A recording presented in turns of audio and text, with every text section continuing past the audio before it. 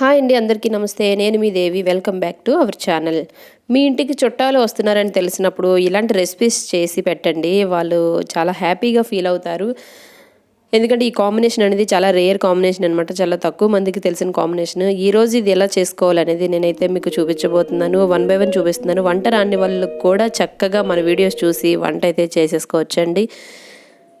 So చూసారు కదా, నేను మందంగా ఉండే గిన్నె తీసుకున్నాను. అంటే మన ఇంట్లో అయితే మనకి అవైలబుల్గా కుక్కర్ అనేది దొరుకుతుంది కాబట్టి అది స్టవ్ మీద పెట్టుకొని స్టవ్ ఆన్ చేసుకున్న తర్వాత కొంచెం వేడెక్కిన తర్వాత మనం దీంట్లో 1 టీ స్పూన్ వరకు నెయ్యి వేసుకున్నాము. అలాగే ఒక 2-3 టేబుల్ స్పూన్స్ వరకు ఆయిల్ వేసుకొని ఉల్లిపాయలను 1 కప్పు, టమాటా 1 కప్పు, ఒక 10 వరకు పచ్చిమిర్చిని తీసుకొని వేసుకుంటూ ఒక 2 రెమ్మల వరకు కరివేపాకును వేసేసుకొని వీటన్నింటినీ లైట్గా ఫ్రై చేసుకుంటూ ఇలా 1 by 1 మనం బిర్యానీలోకి ఏవైతే వేసుకుంటామో వాటన్నింటినీ యాడ్ చేసుకోవాలి. నేనైతే నాకు అవైలబుల్గా ఉన్నవి క్యారెట్, అలాగే బీన్స్ చిన్న చిన్న ముక్కలుగా కట్ చేసుకొని వేసుకున్నాను. 2 టేబుల్ స్పూన్స్ వరకు అల్లం వెల్లుల్లి పేస్ట్ని కూడా యాడ్ చేసేసుకొని లైట్గా ఫ్రై చేసుకున్నాను.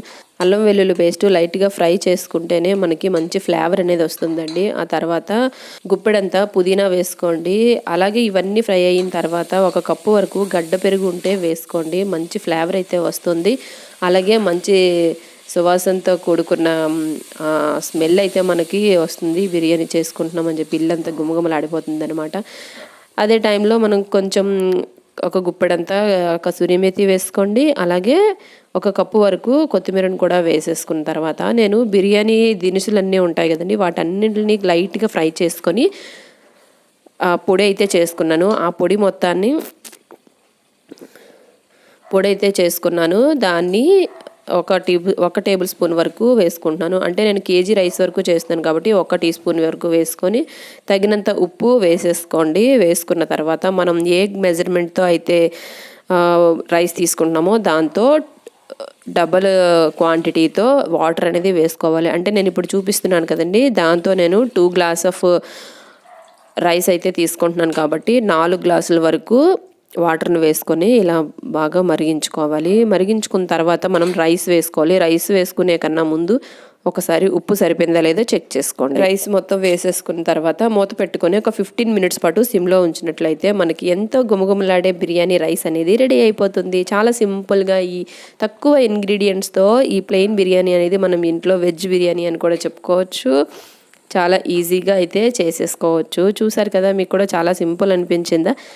సో చూస్తుంటేనే ఎంత త్వరగా చేసేసుకున్నామా అనిపిస్తుంది కదా, మీకు కూడా నోరూరుతుందా? తప్పకుండా ఇంట్లో ఒకసారి ట్రై చేసి ఎలా వచ్చిందో నాతో షేర్ చేసుకోండి. సో నెక్స్ట్ వచ్చేసి మటన్ కర్రీ అనేది ఎలా చేస్తున్నానో చూద్దాం.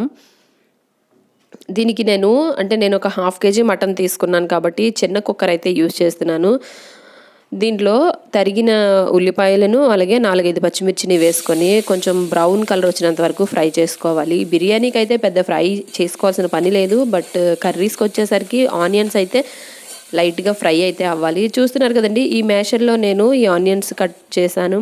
ఇది ఆనియన్స్, టమాటోస్ ఇంకా వెజిటబుల్స్ అన్నీ కూడా కట్ చేసుకోవడానికి అయితే వీలవుతుంది. ఇది ఎలా చేసుకోవాలనేది నేను నెక్స్ట్ చూపిస్తాను.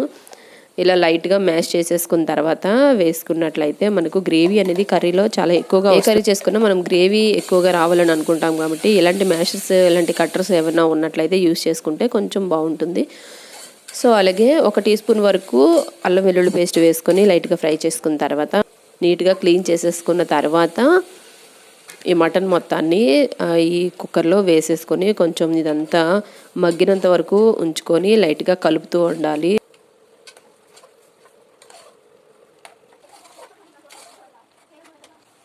ఆనియన్స్ ఫ్రై అయిన టైంలోనే నేను తగినంత ఉప్పు వేసేసుకున్నాను కాబట్టి ఇప్పుడు రుచికి తగినంత కారం వేసుకొని కొంచెం ఫ్రై చేసుకున్న తర్వాత మటన్ మనకు ములిగినంత వరకు వాటర్ అనేది వేసుకోవాలి. మటన్ అనే కాదండి, ఏ కర్రీ చేసుకున్నా కానీ మనకు మునిగినంత వరకు వాటర్ యాడ్ చేసుకుంటే కుక్కర్లో ఏదైనా పర్ఫెక్ట్గా కుక్ అవుతుంది. అలాగే కొత్తిమీర, కొంచెం కసూరి మేతి వేసేసి కుక్కర్ పెట్టేసి ఒక 4-5 విజిల్స్ అయితే వేయించుకోవాలి.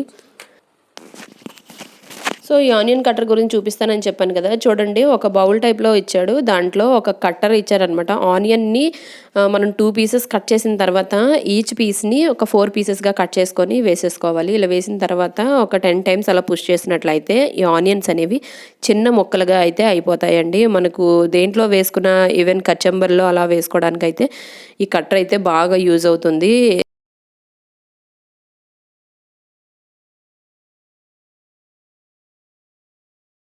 కర్రీస్ కోసం కట్ చేసుకోవడానికి కూడా ఈ కట్టర్ అనేది చాలా యూజ్ఫుల్గా ఉంది.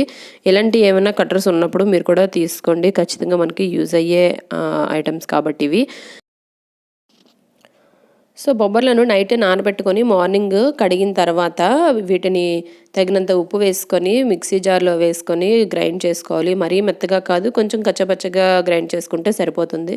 చూసారు కదా, నేను కట్టర్లో కట్ చేసిన ఉల్లిపాయలను పచ్చిమిర్చిని వేసుకున్నాను. అలాగే ఒక గుప్పెడంత కొత్తిమీర, ఒక 2 టేబుల్ స్పూన్స్ వరకు జీలకర్ర వేసుకున్నాను.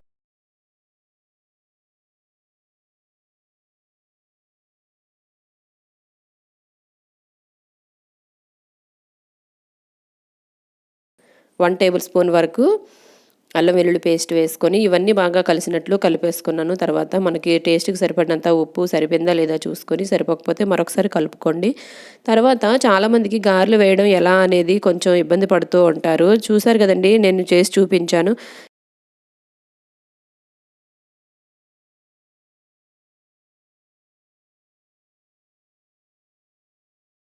నేను ఈ గారెలు చేయడం ఎలా అనేది షార్ట్ వీడియోలో పెట్టాను. దాంట్లో కామెంట్స్‌లో ఏమడుగుతున్నారు అంటే, అక్క మీరు సింగిల్ హ్యాండ్‌తో గారెలు వేయడం ఎలా చేస్తున్నారు? ఒకసారి క్లియర్‌గా చూపించండి అని.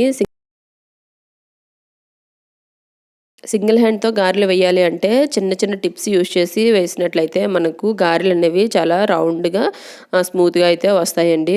అది ఎలా అనేది చూపిస్తున్నాను. ఒక బౌల్‌లో వాటర్ వేసుకున్న తర్వాత ఫస్ట్ మనం వాటర్‌లో హ్యాండ్‌ని డిప్ చేసుకొని